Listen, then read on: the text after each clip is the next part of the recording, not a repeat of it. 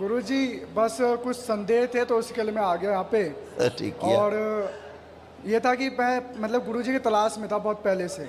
ठीक किया बेटा। तो एक वक्त था 10 मार्च 2021, तो महाशिवरात्रि का समय था।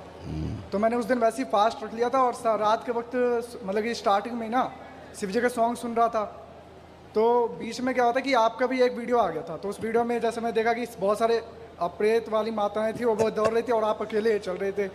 तो मेरे को पहले लगा कि कौन से बाबा जी हैं अकेले, इस तो फिर मैंने हटा दिया, बोला भूत प्रेत का है, ये नहीं देखना है। पर यह है कि जब मैं वीडियो देखता हूँ मतलब बहुत सारी चीज़ें, तो आचरण भाव सारी चीज़ें तो मुझे बहुत सब कुछ सही लगता है, अलग ही लगता है। ठीक है, वैसे मतलब कईयों के मैंने सुने हैं प्रवचन बहुत अच्छे होते हैं लोगों के, पर आचरण में उतना नहीं दिखते हैं। आप अनुभव नहीं है, प्रमाण नहीं है। हाँ, आपके वाले में तो अभी भी बैठ के मैं यही सिर्फ देख रहा हूँ कि क्या हो रहा है। पर यह है कि कुछ ज़्यादा ही वो मेरे को वो वीडियो मेरे को बड़ी विचलित कर देती है। जैसे परशुराम भगवान आ गए या फिर अभी आए थे परशुराम, अभी आए थे पर तो ये अभी आए थे तो उस बच्चे का श्राप उन्होंने अपने में हजम कर लिया। अभी तो आए थे, तभी तो खड़ा होकर ठीक हुआ। बच्चा जो MSc करके पढ़ाता है, टीचिंग करता है, तो तड़प रहा था, जिसको हम पिछले जन्म में ले गए। पिछले जन्म में स्त्री था। बहुत ज़्यादा ही आश्चर्य, ऐसा लगता है कि ये कैसे, ये मुझे तो दिखता नहीं, तो मैं जिसको जानता नहीं मैं मानूँ कैसे, ये थोड़ा अजीब लगता है मेरे लिए। ये बेटा शिव का दरबार है, तो शिव के सारे भक्त और शिव के सारे शिष्य सृष्टि में जितने भी हैं वो सभी यहाँ उपस्थित हैं और सदा उपस्थित रहेंगे। इसीलिए आप क्षण में ठीक होते हो। इसीलिए आपका 25 साल का, 30 साल का, 50 साल का जो कष्ट है, जो कभी गया नहीं, जाता नहीं, दरबार में क्षण में गायब हो जाता है। इसीलिए गायब होता है कि शिव का दरबार है, ये गुरुओं का दरबार है, पूर्ण गुरु का दरबार है ये। मैं पहले सोचता था गुरुजी की जो पूर्ण गुरु हैं वो तो दिखेंगे ही नहीं, क्योंकि वो तो छुपे हुए होंगे। अभी यूट्यूब पे देखा तो मेरे को यकीन नहीं होता कि ऐसे भी दिख सकता है कोई।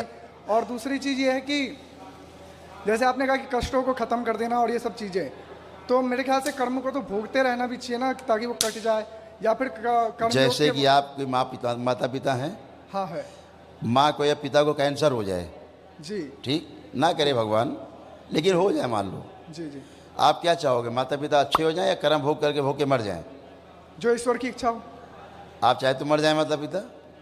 मैं कुछ नहीं चाहता, मेरा को अपने हिसाब से कुछ नहीं चाहिए। परिवार में हो तो इतना निकृष्ट हो जाओगे, वैसे जरूर इतने निकृष्ट और इतने वो बन जाओगे सेल्फिश कि कुछ सोचोगे नहीं माता पिता जिन्होंने पैदा किया आपको। नहीं, उनके लिए अपने तरफ से प्रयास पूरा करूंगा। करोगे ना? क्यों करोगे? क्यों करोगे? मेरा कर्तव्य है। गलत हो गया ना यहाँ, अब आ गए ना वही कि कर्तव्य है हमारा। ठीक है, तो अगर बात सोचा रहे तो माता पिता कर्म हो गए, मर जाए, क्या लेना देना, क्यों हम करें कर्तव्य? वो तो कर्म हो गए उनका, ऐसा तो नहीं सोचते। फिर हम क्या करते हैं? अपना कर्तव्य निभाते हैं कि किसी तरह से अच्छे हो जाए, करते हैं। तो ये दरबार आपके कर्म भोग जो है निष्क्रिय कर देता है, तो आप उन कष्टों से बच जाते हो इस शरीर यात्रा के लिए।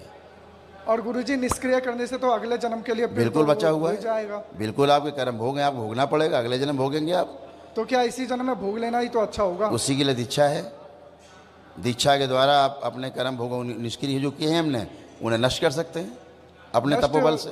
नष्ट कर सकते हैं उस चीज को, अपने तपोबल से नष्ट कर सकते हैं। इसीलिए दीक्षा है कि अगले जन्म का ना बचे, अगला जन्म मिले ही ना, लेना ही ना पड़े, उसी के लिए दीक्षा है। इसीलिए हम यानी दरबार आपका भूतकाल और भविष्यकाल दोनों देखने बंद कर देता है। दोनों अभी चेक किया था आपने, अभी चेक कराया था, अनुभव कराया था अभी मैंने आपको। जी, जी, जी। तो ना भूतकाल देख पाए ना भविष्य देख पाए, वर्तमान में रह गए। यही ध्यान है, यही एक रास्ता है मुक्ति का, 84 लाख योनि से मुक्ति का।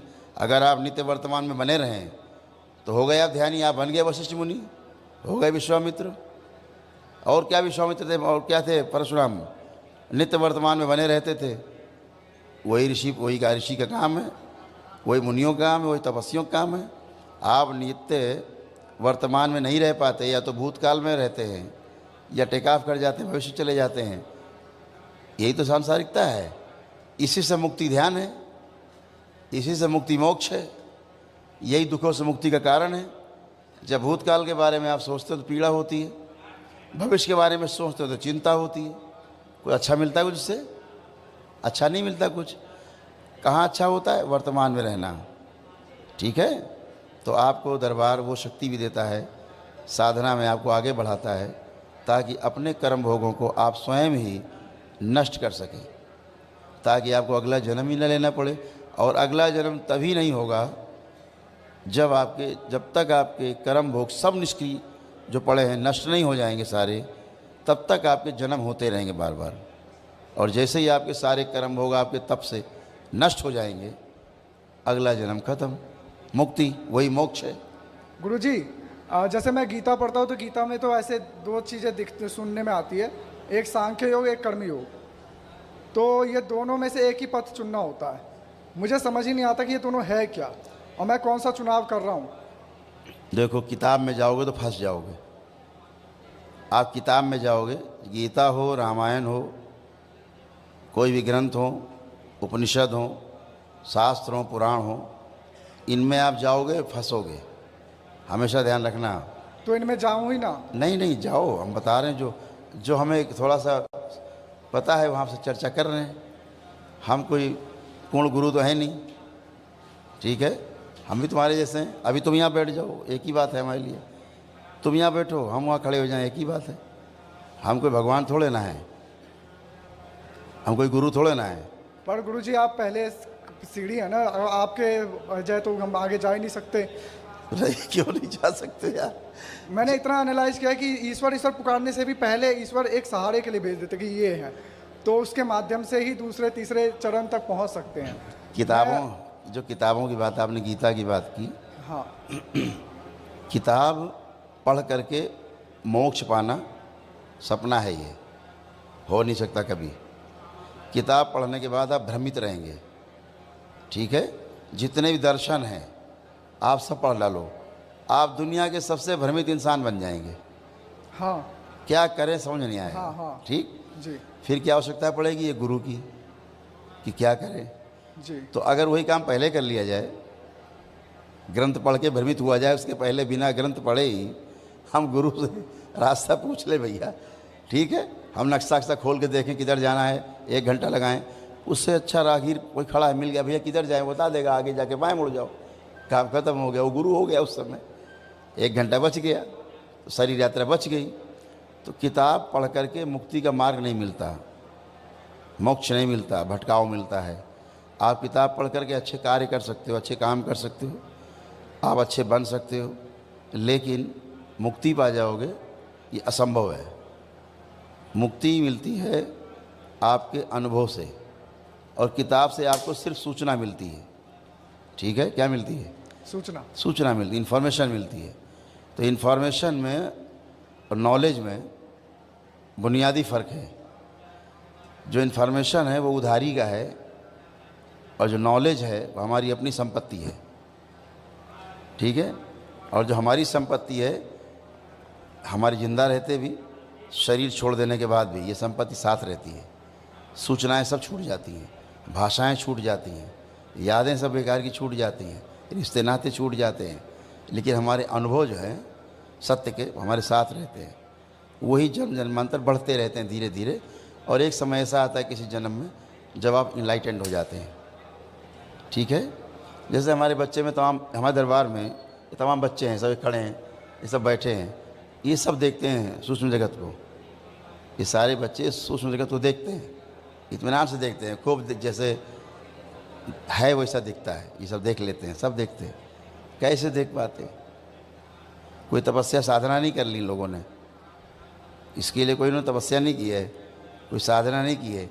ये सब पीड़ित बच्चे थे, एक टाइम में पीड़ा में आए थे, भरे हुए भयानक पीड़ा में। आज सब अच्छे हैं, इनके परिवार अच्छे हैं, अब स्वेच्छा से सेवा करते हैं। ये कोई दरबार से कोई पैसा नहीं लेते कि हमें रुपया मिलता हो, उनको कोई पैसा मिलता हो, चाहे देते तो लेते नहीं, इस सेवा में है, अपने मस्ती में है सारे बच्चे। इनके परिवार भी मस्त हैं कि हमारे बच्चे सेवा में हैं। लेकिन दरबार और पूरे सृष्टि को, पूरे ब्रह्मांड को, ब्रह्मांडों के आगे पार ब्रह्मांड है, वो सब देखते हैं बच्चे, ठीक है। लेकिन जब अभी तो ये उधार का है, अभी तो मान लीजिए हमने दे दी अपनी शक्ति, तो देख रहे हैं, ये मान लीजिए दरबार ने शक्ति दे दी, देख रहे हैं, ठीक है। अभी दरबार एक क्षण में कह देगा वापस, तो इनको दिखना तुरंत बंद हो जाता है। खड़े पूछ लो सबसे, एक क्षण में सबको दिखना बंद हो जाता है। ऐसा होता नहीं? बता दो भाई बच्चे को, एक क्षण में देखना बंद कर देंगे, फिर नहीं देख सकते कुछ। ये कितना प्रयास कर ले और फिर एक क्षण में देखो तो सब देखने लगते हैं।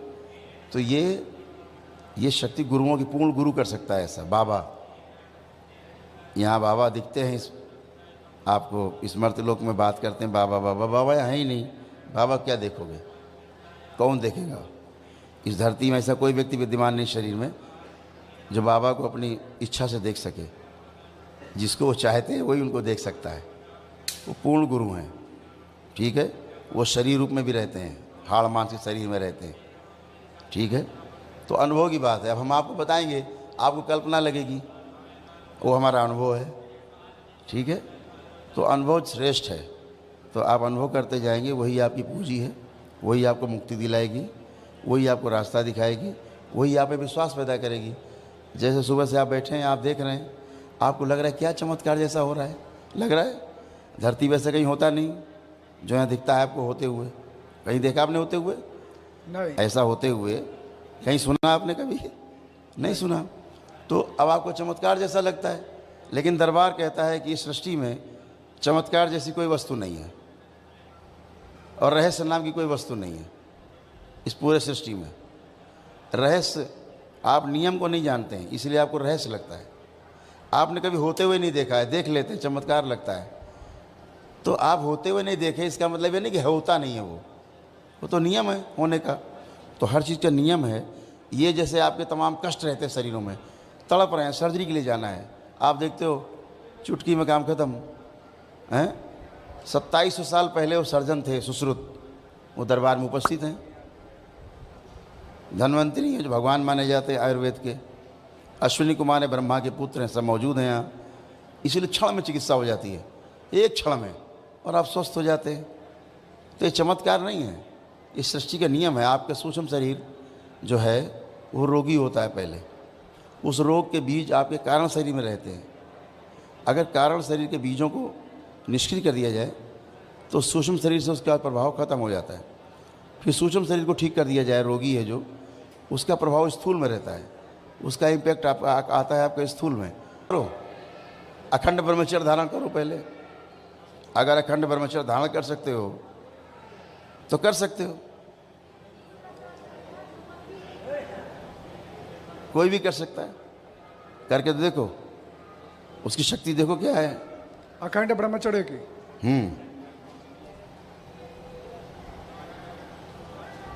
क्या होता है अखंड ब्रह्मचर्य? शरीर से, शरीर मन और आत्मा, मतलब कि मन वचन कर्म से, हाँ, तीनों से, आसक्तियों से दूर रहना। दूर नहीं रहना है, ब्रह्म के आचरण में रहना। दूर नहीं रहना। दूर कहाँ जा सकते हो, दूर जाने की जुगाड़ ही नहीं है। साथ में रह करके भी जी, मन से उस चीज में भाव न रहना, साथ में रह करके भी निर्लेप रहना, ठीक है। तो आप भी कर सकते हो, इसमें क्या आपत्ति है? कोई भी कर सकता है, कोई भी इनलाइटेंड हो सकता है, कोई भी बुद्ध बन सकता है। सबकी संभावनाएं प्रत्येक व्यक्ति के साथ मौजूद हैं। कर्म तो करो। अगर आप रोजी रोजगार के लिए आगे बढ़ते हो तो आप उसमें आगे बढ़ जाते हो प्रयास करके। आप ऑफिसर बनना चाहते हो, प्रयास करके वही बन जाते हो। आपने प्रयास किया उसके लिए। आपने बुद्ध बनने का प्रयास नहीं किया है, इसलिए आप बुद्ध नहीं बन पाते। इतनी बात तो है। एक आदमी बुद्ध बनने का प्रयास करता है, बन जाता। हम कहते हैं कैसे हो गया? वो तो हो इसलिए कि प्रयास किया है। आप प्रयास नहीं करते, केवल बातें करोगे, केवल सोचते रहोगे कि हमें अधिकारी बनना है, सोचते रहो, बातें करते रहो, कुछ नहीं होगा। होगा कैसे? करने से, अनुभव करने से होगा, एक्सपीरियंस होगा। किताब इसलिए है, गीता, रामायण, पुराण इसलिए है, महाभारत। आप जो भी कार्य करते हैं वो माइल स्टोन की तरह है। आप बुक में जाके देख सकते हैं कि मैं जो कर रहा हूँ ये ठीक है या नहीं। इतने के लिए किताब है, पढ़ करके करने के लिए किताब नहीं है। भ्रमित हो जाओगे। एक किताब कुछ बोलेगी, दूसरी किताब कुछ बोलेगी। तो आप जो जी रहे हैं उसको आगे कैसे जी रहे हैं, जीते चले जा रहे हैं। तो हम सही जा रहे हैं कि नहीं जा रहे हैं, इसके लिए माइल स्टोन लगे हुए हैं सड़क किनारे। लेकिन माइल स्टोन पे पकड़ के बैठ गए। दिल्ली 360 किलोमीटर दूर, वो 360 रहेगी दूर, पकड़े रहो किताब। वो नहीं 1 किलोमीटर घटे बढ़ेगी नहीं। तो माइल स्टोन नहीं पकड़ना है, दिशा है। किताब दिशा देती है केवल, कि हमारे पूर्वजों ने किया, हमारे गुरुओं ने किया, उन्होंने पाया सत्य को, तो हम भी ऐसा कर सकते हैं। वो आपको केवल क्या करती, सपोर्ट करती है, एक विश्वास पैदा करती है ना। जैसे आप दिन भर यहाँ देख लो क्या होता है, आपके अंदर विश्वास जागता है। जितने नए बच्चे आते हैं, पढ़े लिखे बच्चे, हम उनको बहुत ध्यान देते हैं कि वो बच्चे बैठे और देखें। तो उनको विश्वास नहीं कराना चाहते, हम अनुभव कराना चाहते हैं कि वो देखें कि ये भी एक समस्या है बड़ी, कि डॉक्टर क्या करेगा इसमें। जैसे आपने तमाम समस्याएं देखी, इसमें डॉक्टर साहब क्या कर सकते हैं, कुछ नहीं कर सकते। ये ज़िंदगी भर बेचारे तड़पते रहेंगे, रोग दिन भर बने रहेंगे, 24 घंटे बने रहेंगे, मरते दम तक बने रहेंगे, चिकित्सा होती रहेगी, मर जाएंगे। समझ रहे हैं। जैसे परिवार एक अभी आया, ट्रेन से एक्सीडेंट हुआ, गिरे पूरा पर, सबको चोटें थी, सबको कष्ट थे। अभी वो कष्ट कहाँ चले गए। कोई दवा नहीं लगाई हमने, कोई इंजेक्शन नहीं लगाया, हमने छुआ भी नहीं उनको। 20 फीट दूर खड़े हो हमसे आप 20 फीट की दूरी पर खड़े हो, कैसे चले जाते हैं रोग और कष्ट। क्योंकि ये रोग और कष्ट सारे नकली हैं, इसलिए चले जाते हैं, है ना। दूसरों के रोग और कष्ट हैं, पितरों के हैं, जो आश्रित शक्तियाँ रहती उनके हैं, जो जैसे मरा है, मृत्यु के समय के जो उसके अनुभव हैं वो उसके साथ गहरे में छपे हुए हैं, वो आप में छप जाते हैं आपके साथ रहने के कारण, उनकी स्मृतियाँ रहती हैं। आप वैसे ही बन जाते हो रोगी, स्मृति निकाल दो, आप निरोगी हो जाते हो। इसमें कौन सा चमत्कार है, ये तो विज्ञान है। बस इस विज्ञान को समझने की कोशिश नहीं की जा रही है। तो इसका अर्थ ये नहीं कि विज्ञान नहीं है, वो तो है ही, इसमें लेकिन कोई चमत्कार नहीं है। ठीक है। कहाँ तक पढ़ाई की आपने? मैंने गुरुजी मैंने बीकॉम किया है, और वैसे मैं पढ़ाता हूँ मैथ, साइंस, इंग्लिश बच्चों को थोड़ा। बहुत बढ़िया काम है, अकेडमी को में पढ़ा। बहुत बढ़िया काम है। शिक्षा कैसी भी हो, शिक्षक का काम बहुत जिम्मेदारी का है। सबसे बड़ा काम, हम पढ़ लिख के हम भी शिक्षक बनना चाहते थे नहीं बन पाए रह गए, फोकट काम पे घूम रहे हैं। नहीं तो जो शिक्षक होते कई। आप तो अलग ही गुरु देव बने हो और कह रहे हो शिक्षक बनना है। खुश रहो बेटा, कोई कष्ट हो बताओ? नहीं, कोई कष्ट नहीं है। खूब खुश रहो, मस्त रहो। कहाँ रहते हो आप? मैं दिल्ली में शालीमार विलेज, दिल्ली में रहता हूँ, शालीमार गांव। अच्छा, खुश रहो बेटा, खूब स्वस्थ रहो, प्रसन्न रहो। अच्छा गुरुजी, आगे के लिए आपके हिसाब से क्या आज्ञा रहेगी? कुछ आप आज्ञा करना चाहें, अगर हमारे जीवन को देखकर अगर आपके अनुभव से कुछ लगे, कुछ आप मार्गदर्शन कर सकें। हमेशा उधार की चीज़ नहीं लेनी चाहिए। अपने अंदर जो हमारा, जहाँ रुचि है हमारी, पहले ढूंढो कि हमारी रुचि किस में है। अपनी रुचि को जो है वही पेशा बनाओ।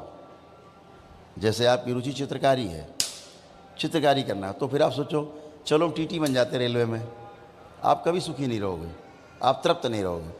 तो चित्रकारी को पेशा बना लो, उसी को दाल रोटी के जरिया बना लो, तो सेटिस्फैक्शन भी हो गया, व्यवसाय भी हो गया।